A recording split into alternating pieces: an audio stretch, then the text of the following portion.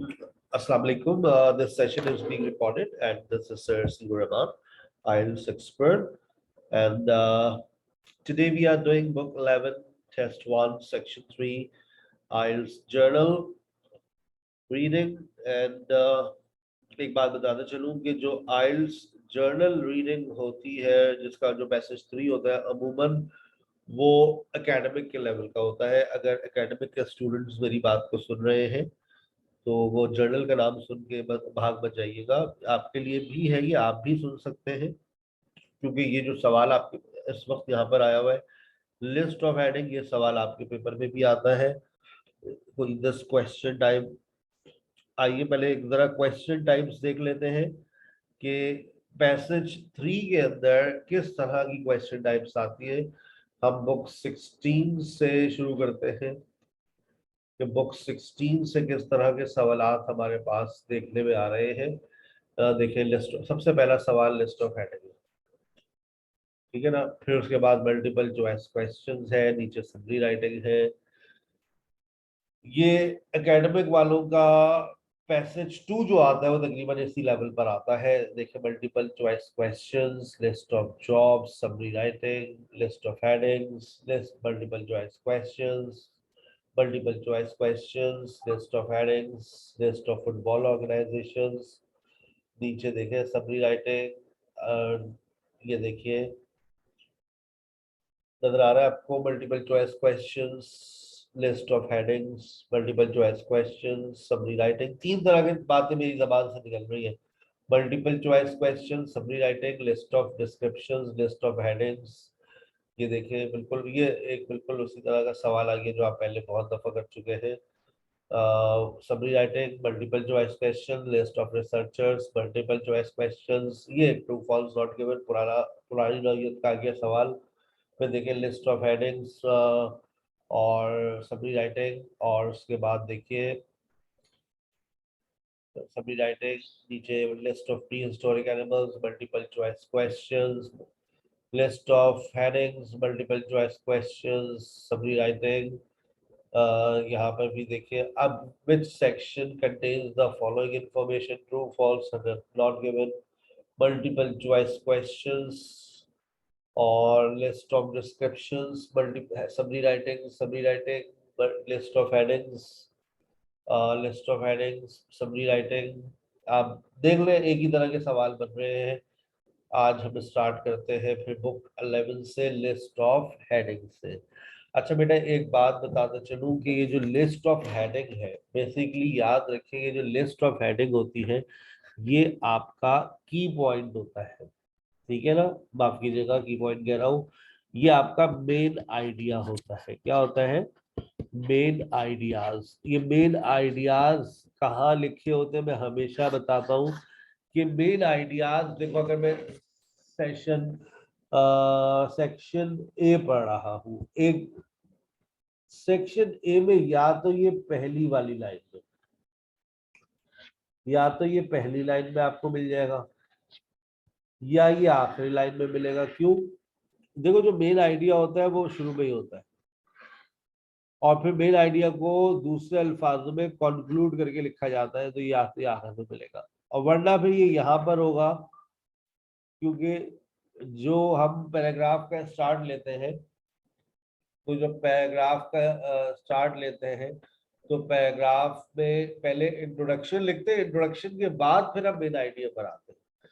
तो कभी कभार आपको मेन आइडिया यहाँ मिल जाएगा, या वरना यहाँ मिलेगा, या वरना यहाँ मिलेगा। ये 3 जगहों पर आपको ये आपके मेन आइडियाज टकरा जाते हैं, ठीक है ना। कभी कभार एक से ज्यादा भी 2 मेन आइडियाज भी होते हैं, ठीक है। इस बात को भी ख्याल में रखिएगा। अच्छा, अब एक बात तो तय है कि ए टू जी जब आप पढ़ेंगे तो हर पैसेज से आपको एक नंबर मिलने वाला है, ठीक है। हर पैसेज से आपको एक नंबर लाजमी मिलेगा। इसके बाद इसका एक सवाल और भी है, सोशल बिहेवियर इन ज़ीब्रास। अब यहाँ पर मैं कहता हूँ कोई एक ऐसा वर्ड देखो जो बदल ना सकता हो। जैसे मैं ये कहता हूँ, पूरा ये वाला जो ऊपर सेंटेंस है ना, सोशल बिहेवियर, जब सोशल बिहेवियर पे बात आएगी तो आप यहाँ पर आ जाइएगा। बस ये पूरी एक बात आपको मैंने बता दी। सोशल बिहेवियर में बाधा, क्योंकि उसमें कोई ऐसा वर्ड नहीं है जो मैं कहूँ कि ये आप वर्ड ढूंढ ले तो आपको मिल जाएगा। जैसे एक वर्ड मुझे मैं कहता हूँ ज़ेब्रास डुअलिटी, अगर ये वर्ड आपको कहीं मिल जाए जरा देखें, ज़ेब्रास बिहेवियर लॉयलिटी, अगर आपको एक नजर में कहीं पर दिख रहा है तो अच्छी बात है, वरना कोई टेंशन की बात नहीं है, अभी आपको मिल जाएगा। ठीक है भाई। अच्छा, उसके बाद ये जो बात कर रहा है, देखिए इसमें उसने खुद लिख कर दे दिया कि लास्ट पैराग्राफ में बात हो रही है। अच्छा, यहाँ पर इसने ये वाला वर्ड लिख कर दे दिया है बोट्सवाना। ये बोट्सवाना जहाँ बात होगी, आप यहाँ पर आ जाइए, ठीक है ना। और यहाँ पर लिखा दे रहा है, ये देखिए, हाउ डिड हैरी फील। तो ये मैंने आपको जो चीजें सर्कल की है ये आपको यहाँ पर लेकर आ जाएंगी। और मुझे देखिए यहाँ पर ये हैटी, इससे पहले कहीं हैटी का जिक्र हुआ है, तो यहीं पर आपको देखिए बॉट्सवाना इसके बाद ही कहीं ना कहीं आपको नजर आ जाएगा।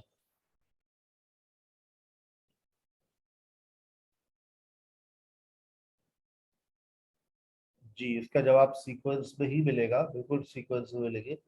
आप, हो सकता है हैटी इससे पहले भी कहीं लिखा हुआ हो, तो आप एक दफा आपको जब आप रीड कर रहे होंगे तो उस वक्त आपको जहन में इस बात को रखना होगा।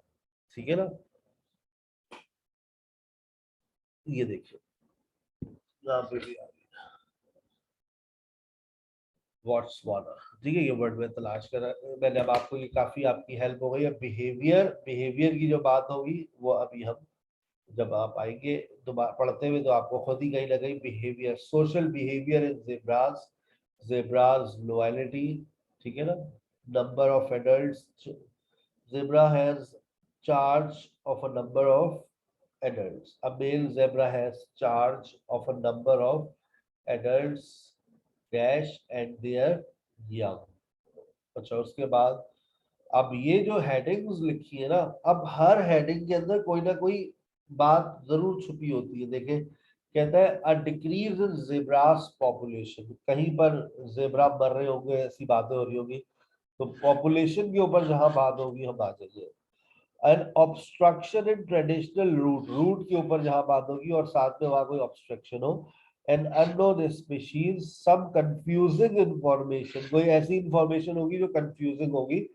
Staying permanently in dash, staying permanently in dash, nearly a record in zebra's world, three different ways of living, the original aim of the work, how was the information passed on, and why is it important to study zebras, और ये क्यों जरूरी है कि हम zebras को study करें।